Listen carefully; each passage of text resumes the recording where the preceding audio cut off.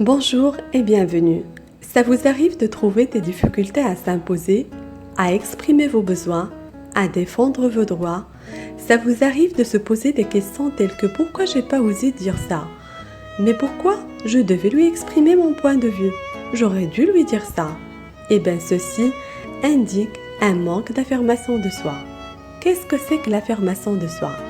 L'affirmation de soi réside dans la faculté d'exprimer ce que l'on ressent, ce que l'on désire et ce que l'on refuse. C'est l'art de passer un message difficile sans passivité, mais aussi sans agressivité. Elle inclut également la capacité de trouver un équilibre dans sa relation avec les autres, se faire écouter, se faire respecter et savoir défendre ses droits sans empiéter sur ceux des autres. C'est un cocktail d'estime de soi, de confiance en soi et des compétences relationnelles. Une personne qui maîtrise l'affirmation de soi peut se positionner en exprimant ses points de vue et donc se doter d'une personnalité qui reflète le mieux son état d'esprit et ses convictions personnelles. Elle favorise un échange gagnant-gagnant en renforçant le contrôle de soi, en se valorisant, en assurant la satisfaction de ses besoins, tout en maintenant le respect de soi et des autres.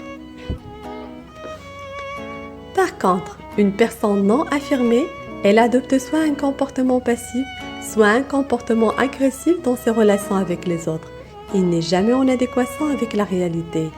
Il souffre d'un manque de confiance en soi et parfois même d'une phobie sociale, ce qui lui rend incapable de faire des choix ou de prendre des décisions. Sans affirmation de soi, difficile d'aller de l'avant ou de faire passer des idées dans un projet, dans un travail ou même dans une relation amoureuse. Les causes de manque d'affirmation de soi sont nombreuses.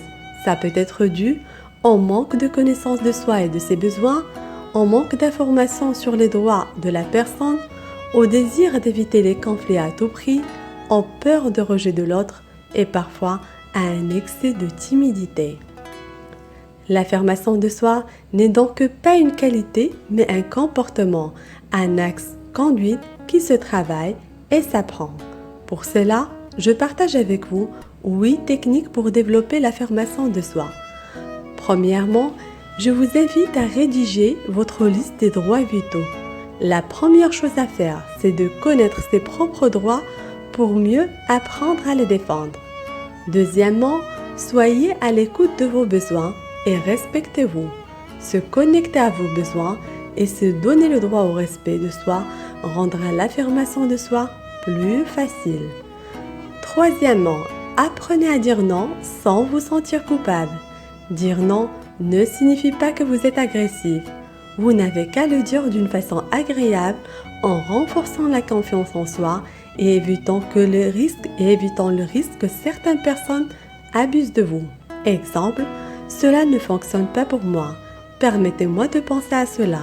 J'apprécie votre demande, mais je ne peux pas. Quatrièmement, je vous invite à se débarrasser de la pensée négative et de la remplacer par des pensées constructives plus aidantes. Pour cela, par exemple, pensez à faire un bilan positif journalier des choses positives passées dans votre journée. Cela vous aidera à vous sentir mieux et s'éloigner des idées noires. Cinquièmement, bien choisir ses mots. Évitez les expressions et comportements qui envoient un signal négatif. Ne changez pas de ton, ne coupez pas la parole et ne commencez pas une phrase par s'excuser car vous perdez en crédibilité. Sixièmement, gérez vos émotions. Apprenez à gérer vos émotions. Apprenez aussi à gérer vos colères. Apprenez à répondre à une critique avec classe. Aussi, à savoir formuler une critique constructive et à cultiver la recherche des compromis. Septièmement, entourez-vous des personnes qui vous font du bien. Pour parvenir à vous affirmer, il vous faut aussi vous sentir en sécurité. Il vous faut rechercher des soutiens, des personnes qui vous veulent de bien, qui sont heureuses de vos réussites et qui vous écoutent attentivement pour vous remonter le moral. Entourez-vous des personnes qui vous apprécient et valorisent vos qualités. Éloignez-vous sans hésitation des personnes toxiques ou indifférentes. Huitièmement, observez le comportement des personnes charismatiques, car il s'agit des personnes ayant une autorité naturelle d'affirmation de soi.